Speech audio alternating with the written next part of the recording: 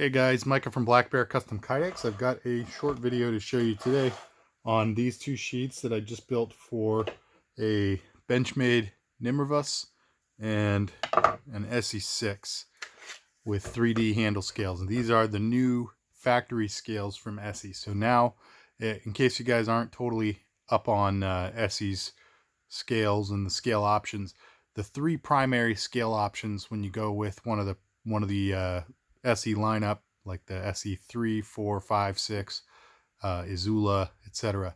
Typically, you can find almost any ESEE scales either with the factory scales, obviously the typical micarta slabs, or you can get aftermarket scales from a company called The Knife Connection. I highly recommend the Knife Connection scales. They are really quite nice, and I think you'll find that they're just a little more comfortable and more aesthetically appealing and all that.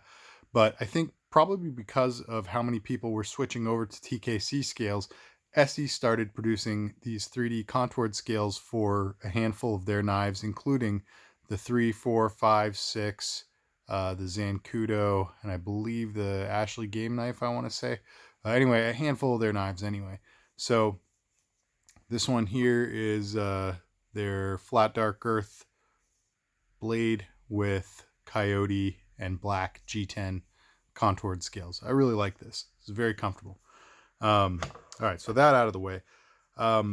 If you guys aren't already familiar, I do a lot of trading. So if you guys out there have a knife or multiple knives that you're interested in getting rid of, or potentially trading for Kydex for a different knife or whatever, I'm open to hearing what you have. I'm not necessarily going to accept the trade, but I'm for sure always interested in expanding my collection, especially if it involves acquiring popular knives that I can use to form sheaths for customers. So that's kind of where my head's at. So definitely feel free to reach out with any offers if you have a Kydex project that you want done and a knife that you might want to get rid of. So, okay. That said, I traded these two sheaths to a gentleman named Bryce, who gave me his Tops SXB and Tops Wild Pig Hunter. And we worked out the trade deal, and he asked if he could get alligator skin wrapped Kydex. So what you're seeing here are two full Kydex sheaths with alligator skin bonded over them. And alligator skin, if you guys haven't followed me long enough to see any of this stuff, I'll tell you right now, this is my absolute all-time favorite material. It is super rugged.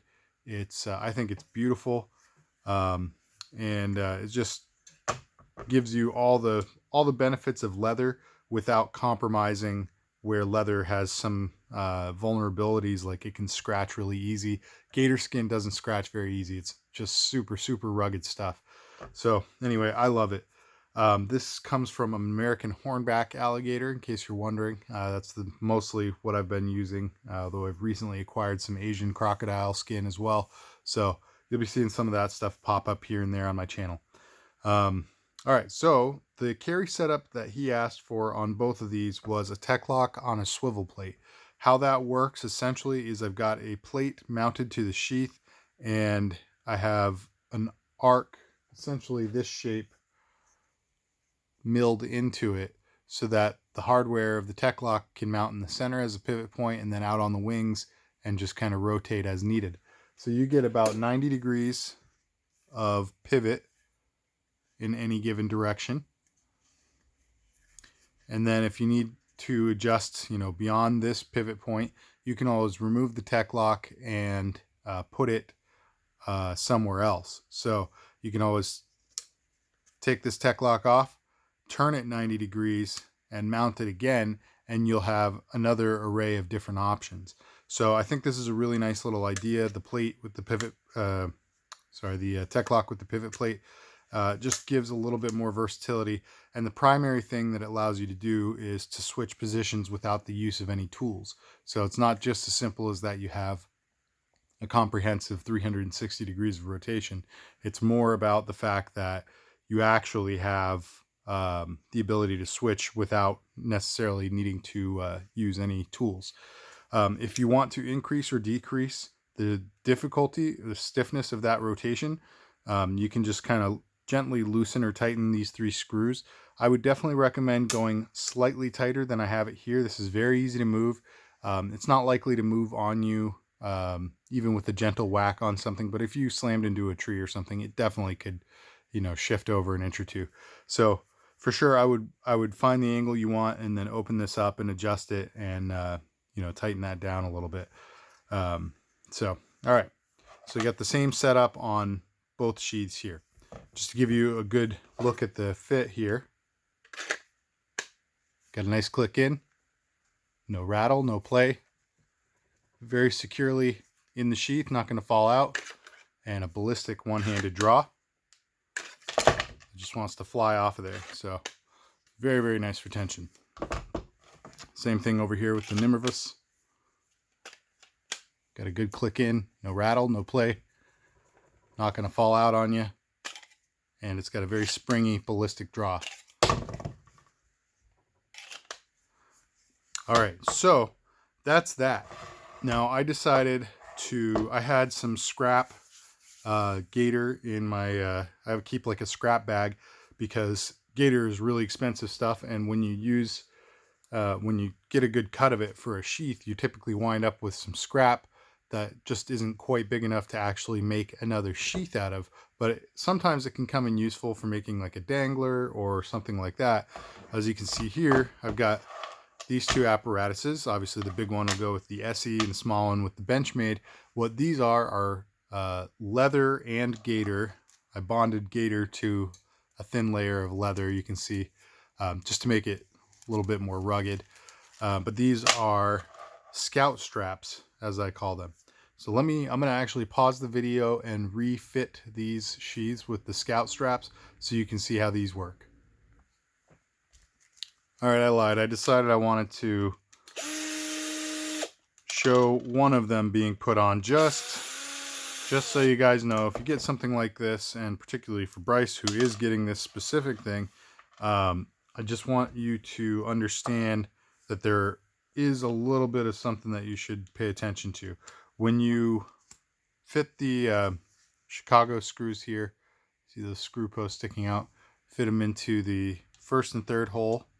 On this one, it's the 1st and 4th. So you'll put your snap assembly on top and put your screw through it. I usually start threading it by hand so that it stays put, doesn't fall out.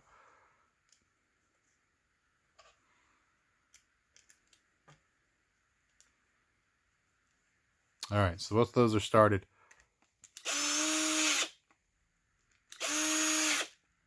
All right, so really, you just want to go until they're tight and they're starting to squish the alligator skin, just to the point where there's compression. What the compression is going to do is prevent the screw from unthreading. It acts kind of like a lock washer, essentially. It just allows a little bit of compression, so it's trying to expand back outward, but it's pushing enough that the threads are kind of getting stuck in place, if that makes sense.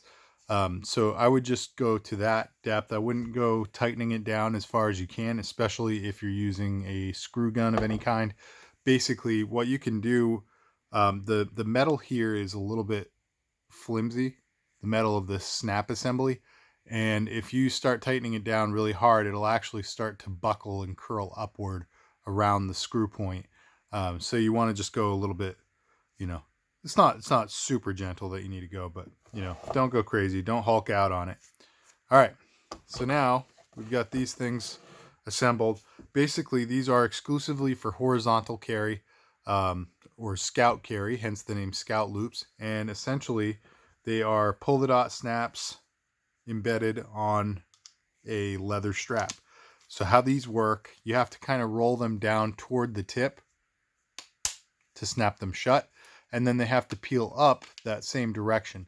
They are designed to prevent pressure from inside the loop from being able to open those snaps. So you can put a pretty thick belt through that and even have this get snagged on something and pull, and it takes an immense amount of pressure to pop those snaps. I've never been able to pop a snap unless I was doing it the correct way, just from the tip, in which case they're actually usually pretty easy to pop. So These are really, really nice. I like pull the dot snaps a lot. Anytime I use snaps, these are the only thing I will use, just because they really are much more secure than a regular set of snaps. So, all right, so that's pretty much that. Not too much more to show you guys. They're both simple sheaths, simple setups. But again, I love this alligator stuff so much. So anytime I do a project with it, I really try to show it off a little bit and give you guys a good look at it. So let me know what you think of both of these sheaths. Let me know what you think of the Techlock swivel setup as well as the Scout strap setup. I really like that these are interchangeable. Oh, there's actually one more thing. If you decide, Bryce, that you want to carry these directly on the Techlock without the swivel plate, because the swivel plate does add a little bit of bulk front to back. You know, it makes the sheath wider this way. If you decide that you want to carry, you know, vertical, horizontal, or even canted, you can do all three of those carries through just the first and third eyelet on each of these sheets. So essentially you'll just position it like so for horizontal. Here's vertical. And then if you want canted, go through the side middle hole and bottom corner hole. And you can see it's not quite a perfect lineup on that angle there, but you can cheat the angle and make that span work. So anytime I set something up, even if it doesn't have a Techlock, almost anytime I set up a sheath, I usually set the first three holes up to work with the Techlock in those three positions, and this is no exception. So, all right, guys, tell me what you think of these sheaths, these carry setups. Tell me what you think of Alligator over Kydex, and I'd love to hear your opinions on these two knives as well. I love both of them. I haven't really used the Nimravus much. It doesn't seem like much of a camping kind of knife. It's definitely more a combat style blade, but I really like these aluminum scales, and it's just kind of an aggressive profile altogether. So I'm a big fan, but I'd love your opinions down below as well. All right, guys, thanks for tuning in, and stick around for the next one. God bless.